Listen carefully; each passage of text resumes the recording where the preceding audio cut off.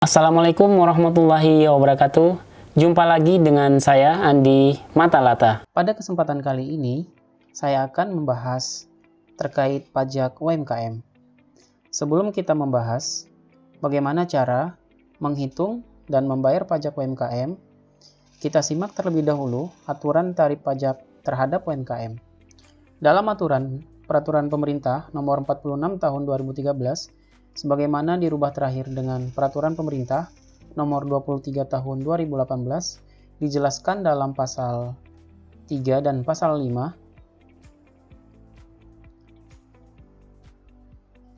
Nah, di dalam Pasal 3 dijelaskan bahwa wajib pajak yang memiliki peredaran bruto tertentu yang dikenai pajak penghasilan final sebagaimana dimaksud dalam Pasal 2 Ayat 1 merupakan wajib pajak orang pribadi dan wajib pajak badan berbentuk koperasi, persekutuan komanditer atau CV, dan firma atau perseroan terbatas atau PT.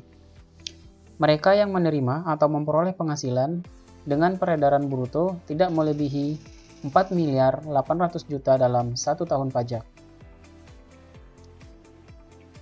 Kemudian kita lihat dalam Pasal 5. Nah, di dalam Pasal 5 dijelaskan bahwa jangka waktu tertentu pengenaan pajak penghasilan yang bersifat final sebagaimana dimaksud dalam Pasal 2 Ayat 1 yaitu paling lama 7 tahun pajak bagi wajib pajak orang pribadi, 4 tahun pajak bagi wajib pajak badan berbentuk koperasi, persekutuan komanditer atau firma, sedangkan yang ketiga 3 tahun pajak bagi wajib pajak badan berbentuk PT atau perseroan terbatas. Nah, itu dia tadi peraturan pemerintah yang mengatur terkait dengan tarif pajak UMKM. Selanjutnya, kita beralih kepada contoh kasus bagaimana cara menghitung dan membayar pajak UMKM. Dalam contoh kasus ini, Tuan Andi Matalata telah memiliki NPWP atau nomor pokok wajib pajak, merupakan pengusaha UMKM dengan usaha di bidang jualan retail atau eceran peralatan alat selam dan sejenisnya. Usahanya ia mulai sejak Januari 2020. Dengan penjualan dan atau omset yang telah disajikan dalam tabel di bawah ini. Pertanyaannya, bagaimana caranya Tuan Andi Matalata menghitung dan membayar pajak ke kas negara agar tidak diterbitkan sanksi oleh pemerintah? Pada sajian tabel ini, rekan-rekan dapat membuat tabel seperti yang saya tampilkan ini, mulai dari nama wajib pajak, NPWP, kemudian alamat wajib pajak.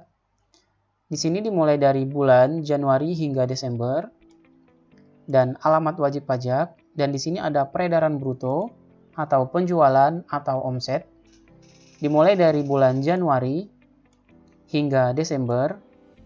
Kemudian di kolom selanjutnya adalah pajak yang akan kita store atau kita bayar ke kas negara, di mana di dalam kolom ini rumusnya adalah peredaran bruto atau omset dikali 0,5%. Nah, inilah pajak yang akan kita store atau bayarkan ke kas negara setiap bulannya dari atau yang bersumber dari omset yang kita peroleh setiap bulan. Kemudian, rencana total pajak VVH final yang akan kita storekan ke kas negara sebesar Rp241.290.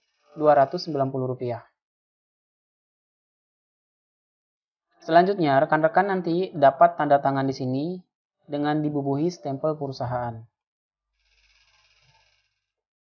Selanjutnya, kita beralih kepada bagaimana proses atau tata cara pembayaran pajak yang akan kita bayarkan dari bulan Januari hingga Desember 2020. Kunjungi situs pajak.co.id.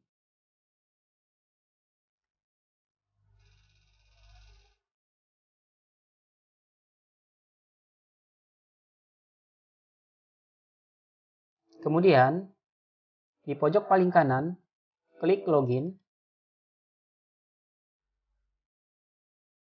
Masukkan NPWP, password, dan kode keamanan.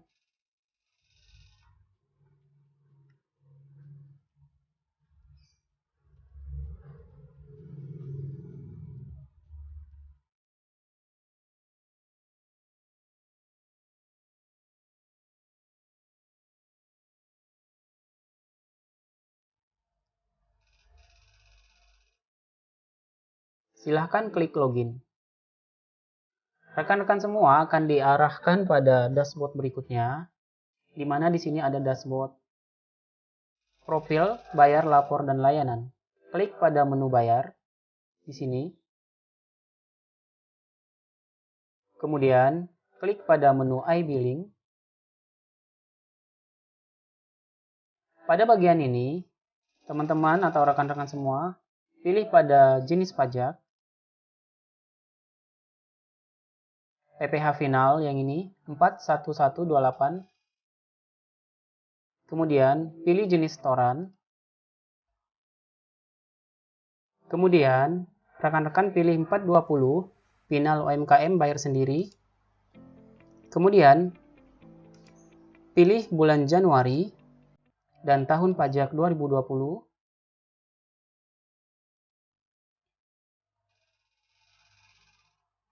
Masukkan jumlah PPh final yang akan kita bayar. Jika sudah, klik buat kode billing. Masukkan kode keamanan.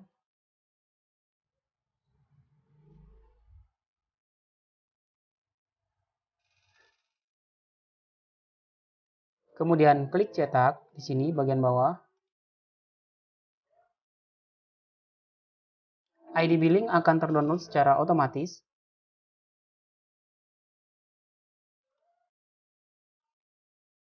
Buka ID billing.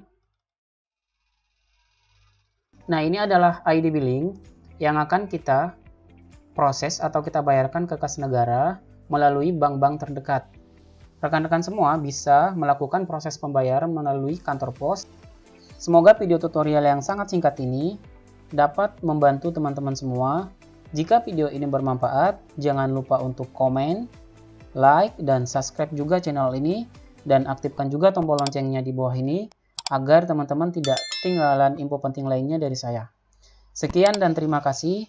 Kurang dan lebihnya saya mohon maaf. Sampai jumpa di video-video saya selanjutnya. Wassalamualaikum warahmatullahi wabarakatuh.